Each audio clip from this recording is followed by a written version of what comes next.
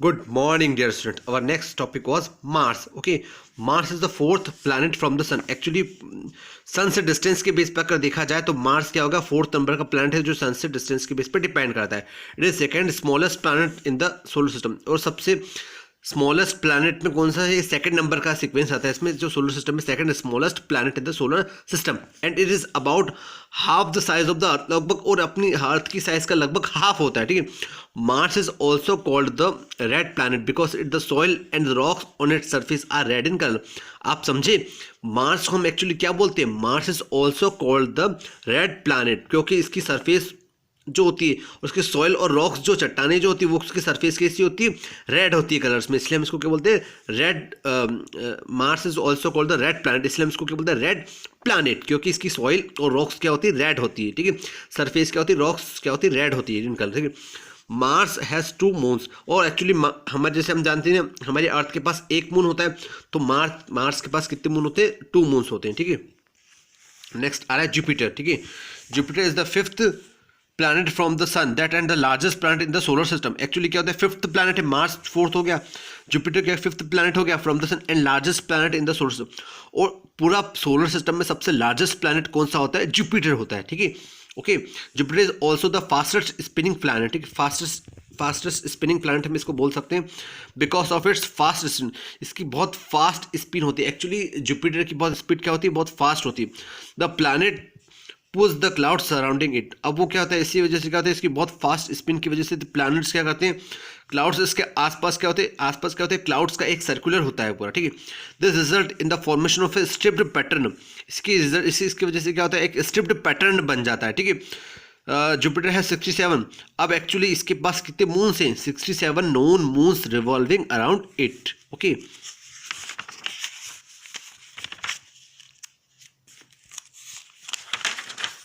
अब नेक्स्ट आता है सैटर्न. ओके, देखना ध्यान से. What about Saturn. Saturn is the sixth planet from the sun. Okay, sixth planet है सन के थ्रू जो डिस्टेंस है. It is second largest planet in the solar system. Solar system का सेकंड लार्जेस्ट प्लैनेट कौन सा होता है, Saturn. ठीक है. Saturn has a prominent ring system. Actually इसके क्या आसपास क्या होता है, रिंग होती है, याद रखना आप. सैटर्न के आसपास रिंग होती है. It has 62 known moons revolving around. इसके पास भी कितने मून्स होते हैं, एक्चुअली 62 नोन मून्स होते हैं जिसका आसपास क्या होता है, रिवॉल्विंग करते हैं. उसके बाद है यूरेनस एंड नेपच्यून. ठीक है. Uranus is the 7th planet from the sun. Actually 7th planet कौन सा आ गया, यूरेनस. 6th कौन सा था, सैटर्न. यूरेनस कौन सा हो गया, 7th planet of the sun from the sun. It is third largest planet. Third और सबसे, मतलब डिस्टेंस के बेस पे तो 7th है, और साइज के बेस पे third largest planet in the solar system. Neptune is the 8. उसके बाद हम नेपच्यून की बात करते हैं. 8 and farthest planet from the sun. सबसे डिस्टेंस पे कौन सा होता है, सबसे फारदेस्ट, नेपच्यून. और अगर साइज की बात करें तो कौन से नंबर पे आ रहा है, 8 नंबर पे आ रहा है. ठीक है. From the sun. It is the fourth largest planet in the solar system, है ना. Sorry, fourth largest planet solar system का सबसे फोर्थ होगा. और 8 और farthest planet from the sun. ठीक है. सबसे दूर होगा और 8वें नंबर का होगा. और लेकिन चौथे नंबर का क्या होगा, सबसे बड़ा प्लैनेट होगा ये.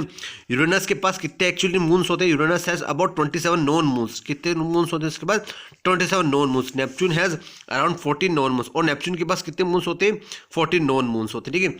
हर एक के पास अपने चंद्रमा होते हैं. जैसे हमारे अर्थ के पास एक चंद्रमा है ना, जैसे हर एक के पास अलग अलग क्वांटिटी में क्या होते हैं, चंद्रमा होते हैं. उसके बाद हम देखते हैं ड्वार्फ प्लैनेट्स. ठीक है. Dwarf planets. A dwarf planet is an object that revolves around the sun. एक ऐसा ऑब्जेक्ट है जो सन के आसपास अराउंड इट्स रिवॉल्वेशन करता है. The sun that does not belonging to the category of planets. पर ये प्लैनेट्स की कैटेगरी को बिलोंग नहीं करता है. In 2006 the international astronomical union I classified Pluto as a dwarf planet. Actually हमने प्लूटो को एक ड्वार्फ प्लैनेट बोला है. ठीक है. तो it was considerable as a planet till 2006. In 2006, the International Astronomical Union classified Pluto as a dwarf planet. Actually हमने इसको dwarf planet क्यों बोला है, रीज़न अभी आपने सुना है कि what is dwarf planet? A dwarf planet is an object that revolves around the sun. जो सन के आसपास कंटिन्यू क्या रिवॉल्यूशन होता है, but does not belonging to the category of planet.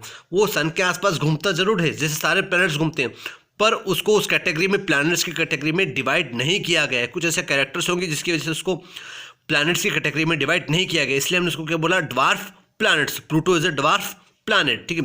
In 2006 the International Astronomical Union classified Pluto as a dwarf planet through it was considered as a planet till 2006 में इसको considered किया गया।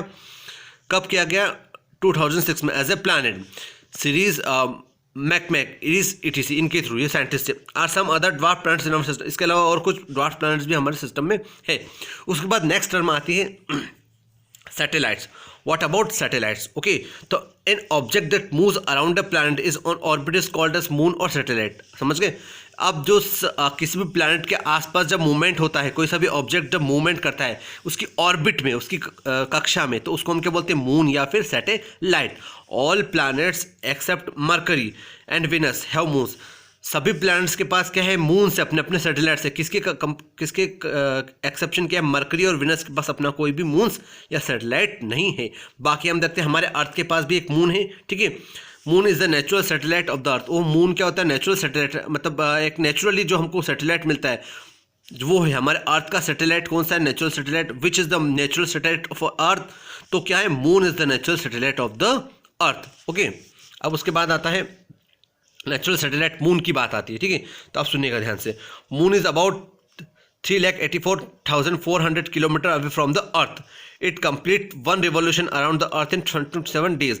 अब इतने kilometre distance पे है ये और 27 डेज में पूरा अर्थ का एक राउंड पूरा करता है, ठीक है। It does not have this on light but appears bright as it reflects the light of the sun.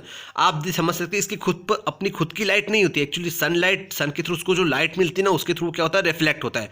Moon does not have any atmosphere, उसके पास कोई एटमॉस्फेयर भी नहीं है, ठीक है। Unlike earth to product itself from very hot to cold condition, ठीक है।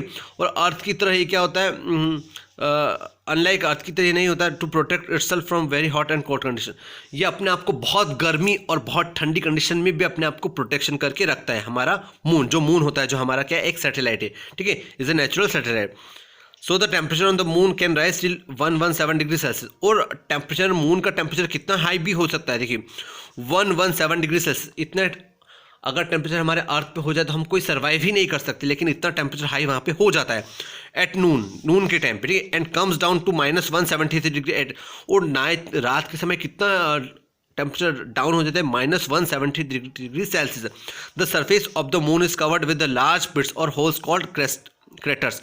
अब हम मून की सरफेस पे आप देखते हो, अभी भी आप चंद्रमा देखते हो, आपको उसकी सरफेस पे कुछ ना कुछ ऐसा धुंधला धुंधला पिट्स, कुछ आपको अलग टाइप से उसका स्ट्रक्चर दिखता है, तो उसको बोलते हैं विथ लार्ज पिट्स और होल्स। कुछ होल्स आपको दिखते हैं, हम उसको बोलते हैं which holes called craters. This holes called craters. Okay class, will continue next lecture.